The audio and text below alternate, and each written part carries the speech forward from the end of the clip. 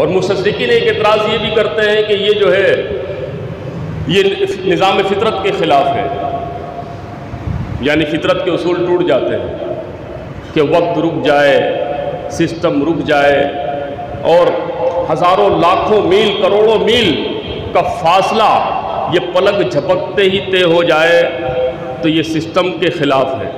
اس کائنات کے اندر جو سسٹم چل رہا ہے، جو نظام چل رہا ہے، یہ اس کے خلاف ہے۔ تو میں ان سے پوچھتا ہوں کہ مجھے یہ بتائیے کہ نظام فطرت کے تمام قوانین، اس کے اصول، کیا انسان کی عقل نے اس کا احاطہ کر لیا ہے؟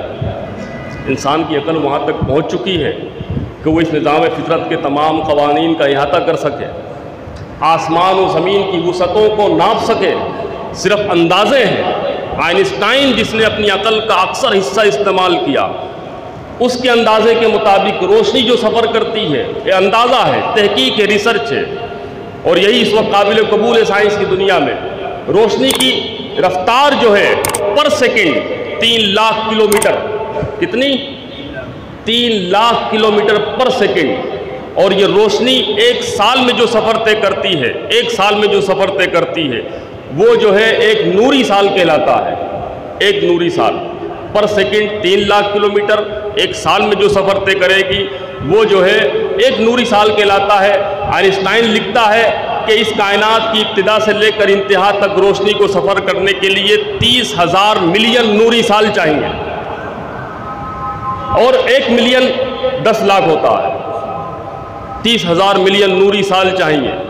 وہ ایک اندازہ لگا کے بتاتا ہے اس کائنات کی وسعت کا، اور اقبال کہتے ہیں کہ یہ کائنات ابھی ناتمام ہے شاید، کہ ہر طرف سے آ رہی ہے صدا کن فیکون۔ یہ کائنات مزید پھیل رہی ہے، اس کی وسعتوں کا انسانی عقل احاطہ ہی نہیں کر سکتی۔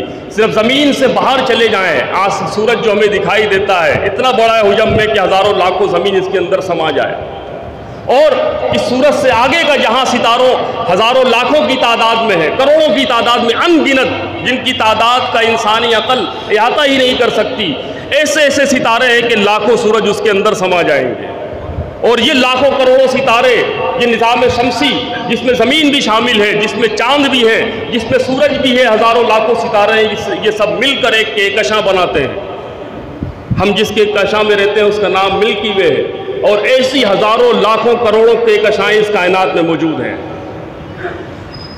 ہزاروں لاکھوں کروڑوں کہکشائیں اس کائنات کے اندر موجود ہیں، اور ہمارا ایمان ہے کہ رسول اللہ صلی اللہ علیہ وسلم نے یہ فاصلہ، ابھی آسمان شروع نہیں ہوا ہے، پہلے آسمان، یہ کہکشائیں ساری آسمانوں کے نیچے ہیں، ابھی آسمان شروع نہیں ہوا، ایک آسمان سے دوسرے آسمان، دوسرے سے تیسرے، 7ویں آسمان، یہاں تک کہ براق اپنی جگہ رک جاتا ہے۔ براق، برق، روشنی، رفتار، انتہائی رفتار، تیز سواری، جس کی رفتاری کا ہم اندازہ بھی نہیں کر سکتے، یہ سارے فاصلے آقا دو جہاں صلی اللہ علیہ وسلم نے پلک جھپکتے ہی آنے واحد میں طے فرمائے، پلک جھپکتے۔ یہ ہمارا ایمان ہے۔ اللہ اکبر، یا رسول اللہ صلی اللہ علیہ وسلم۔ اور پھر اس سے آگے جب حضور چلے ہیں، بیت المعمور بھی کراس ہو گیا، حضرت ابراہیم علیہ السلام سے یہی ملاقات ہوئی تھی بیت المعمور، وہ بھی کراس ہو گیا۔ پھر سدرۃ المنتہا آیا، رف پر سوار ہوئے اس سے پہلے ہیں، براق سے اتر کے، یہ اس سے بھی زیادہ تیز رفتار تھا، پھر وہاں سے جو ہے رف بھی رک گیا، پھر سدرۃ المنتہا آیا، مقام سدرۃ المنتہا یہ مقام جبرائیل ہے، یہاں جبرائیل بھی رک گئے، کہا یا رسول اللہ اس سے آگے کا سفر آپ کا ہے، اب میں ایک قدم بھی آگے بڑھتا ہوں تو جل کر خاص تر ہو جاؤں گا، اس سے آگے کا سفر آپ کا ہے۔ یہ ہے معراج۔ کفار انکار کرتے ہیں واقع معراج مسجد حرام سے مسجد اقصیٰ تک، عقل کی کسوٹی پر پرکھنے والے اس کا بھی انکار کر دیتے ہیں، اس کا بھی انکار کرتے ہیں، ہم تو اس سے آگے کی بات کرتے ہیں، قرآن اس سے بھی آگے کی بات کر رہا ہے۔ اور پھر اس واقعے کو عام طور پہ جب ڈیوائیڈ کیا جاتا ہے تو اس کو جو ہے اسرا کہا جاتا ہے، مسجد حرام سے مسجد اقصیٰ تک کا سفر، پھر وہاں سے عالم بالا سدرۃ المنتہا تک کا سفر جہاں جبرائیل رک گئے، یہ معراج کہلاتا ہے۔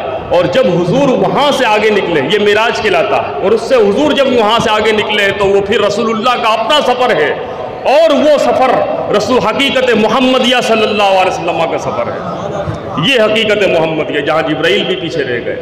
اور پھر اس سے آگے نکلے لامکاں کی طرف، عالم بالا کی طرف، نہ کوئی وہاں پہ سن تھے، نہ کوئی وقت تھے، ٹائم اینڈ اسپیس دونوں کے دونوں وہاں پر ختم ہو گئے۔ اللہ تبارک و تعالیٰ فرماتا ہے ثم دنا فتدلی، پھر وہ قریب ہوا اور قریب ہوا، ثم دنا فتدلی فکان قاب قوسین او ادنی، پھر اتنا فاصلہ رہ گیا جس طرح دو کمانوں کے درمیان فاصلے ہوتے ہیں، وہ مقام قربتا ہوا، فکان قاب قوسین او ادنی۔ اللہ اکبر، یا رسول اللہ صلی اللہ علیہ وسلم، یا حسین، زندہ باد زندہ باد زندہ باد زندہ باد۔ پھر وہ مقام قربتا ہوا، ثم دنا فتدلی فکان قاب قوسین او ادنی۔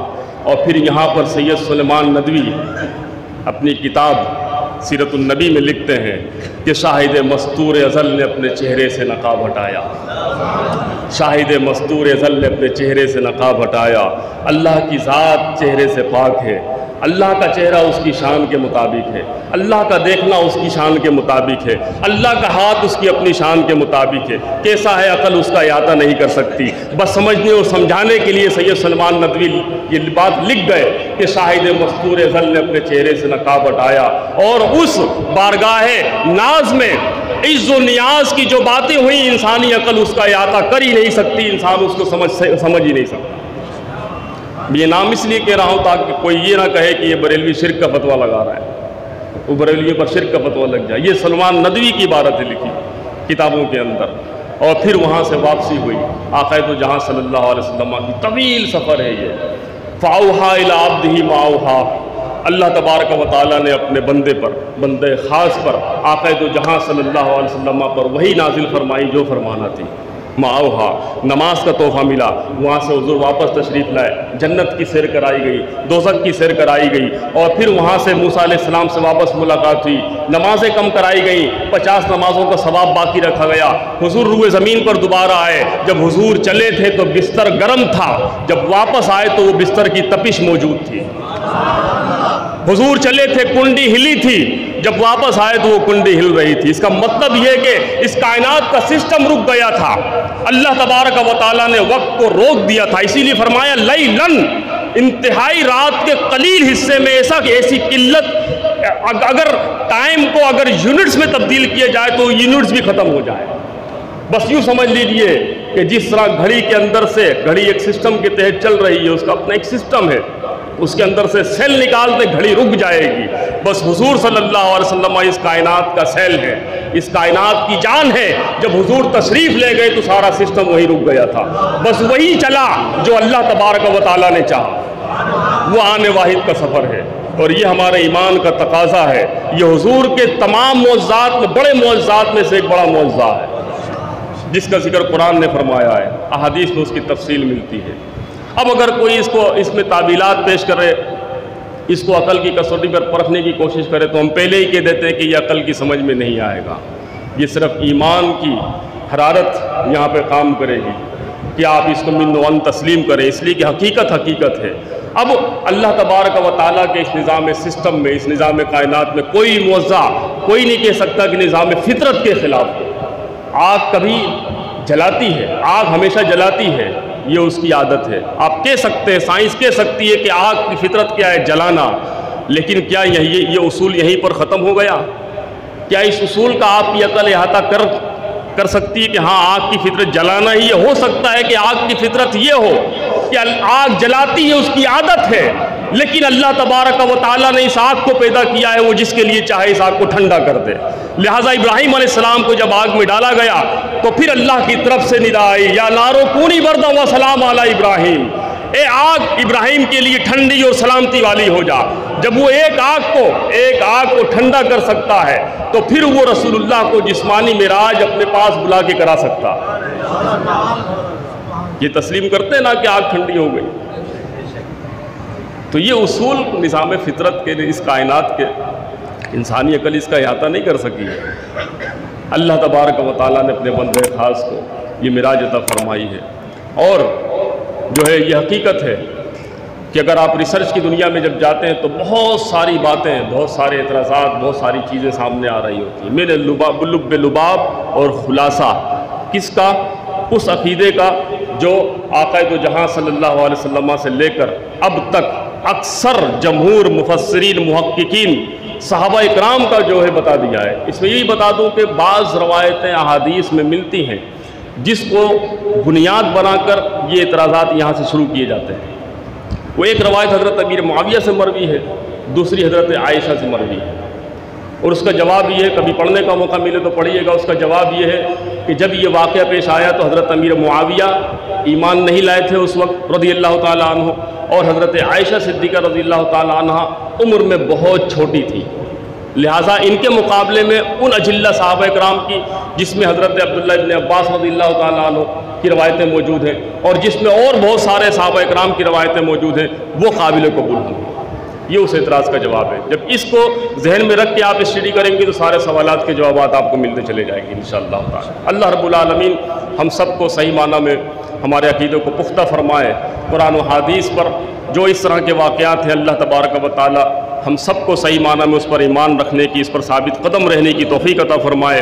آمین۔ وآخر دعوانا